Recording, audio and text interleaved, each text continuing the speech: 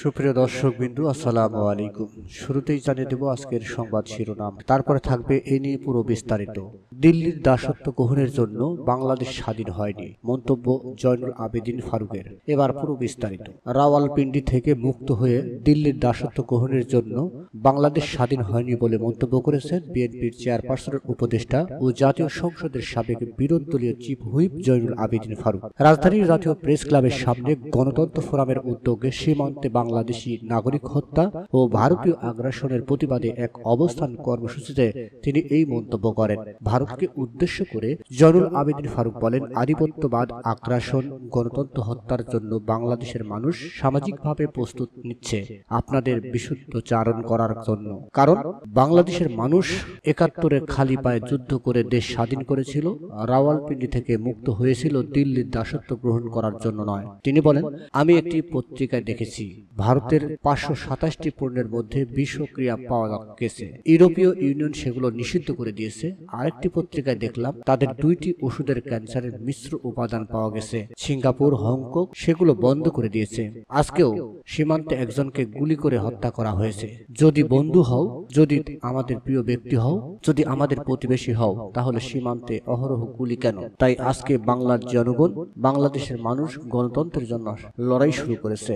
বিএনপির চেয়ারপারসনের এই উপদেষ্টা আরো বলেন, আমরা ভারতের জনগণের বিরুদ্ধে নই, আমরা ভারতের বন্ধু হতে চাই। কিন্তু যে বন্ধু আমাদের শোষণ করবে, যে বন্ধু আমাদের টিপাই নদীর পানি ন্যায্য হিস্সা না দেয়, সে কিভাবে আমাদের বন্ধু হতে পারে? কোনোদিনও বন্ধু হতে পারে না। তাই আমরা ভারতীয় পণ্য বর্জন করতে চাই।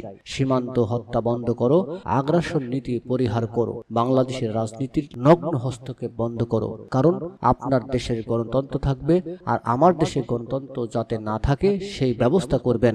বাংলার মানুষ তা কোনোদিন গ্রহণ করবে না। এ সময় তিনি নেতাকর্মীদের উদ্দেশ্য করে বলেন, আমরা আগ্রাসন মানি না, আমরা সীমান্ত হত্যা মানি না, আমরা ভারতীয় পণ্য বর্জন করব। এই সামাজিক আন্দোলন করে ঘরে ঘরে পৌঁছে দিতে হবে। আওয়ামী লীগের সাধারণ সম্পাদক ওবায়দুল কাদেরকে উদ্দেশ্য করে বিএনপির এই শীর্ষ নেতা বলেন, লজ্জা হয় না আপনাদের? ক্ষমতাসীন দল হিসাবে সব ক্ষেত্রে নাকি বিএনপির ষড়যন্ত্র আছে।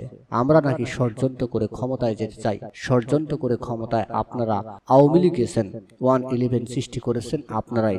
মঈনুদ্দিন ফখরুদ্দিনের সঙ্গে রাতের অন্ধকারে আঘাত করেছেন। আমরা বিএনপি ষড়যন্ত্র বিশ্বাস করি না, আমার নেতৃত্ব ষড়যন্ত্র বিশ্বাস করে না। আমার নেতা তারেক রহমান ক্ষমতায় যেতে চায় এক মাথা এক ভোটে, জনগণকে নিয়ে ষড়যন্ত্র করে নয়। গণতন্ত্র ফোরামের সভাপতি ইব্রাহিমের সভাপতিত্বে অবস্থান কর্মসূচিতে আরো বক্তব্য দেন বিএনপির সাংগঠনিক সম্পাদক আব্দুস সালাম, নির্বাহী কমিটির সদস্য আবু নাসের মোহাম্মদ রহমতুল্লাহ সহ আরো অনেকেই। নিউজটি সম্পূর্ণ দেখার জন্য সবাইকে ধন্যবাদ। বাংলা নিউজের পরবর্তী আপগ্রেড পেতে আমাদের চ্যানেলটি সাবস্ক্রাইব করুন। নিউজটি ভালো লাগলে অবশ্যই লাইক, কমেন্ট, শেয়ার করে অন্যকে দেখার সুযোগ করে দিন। ধন্যবাদ।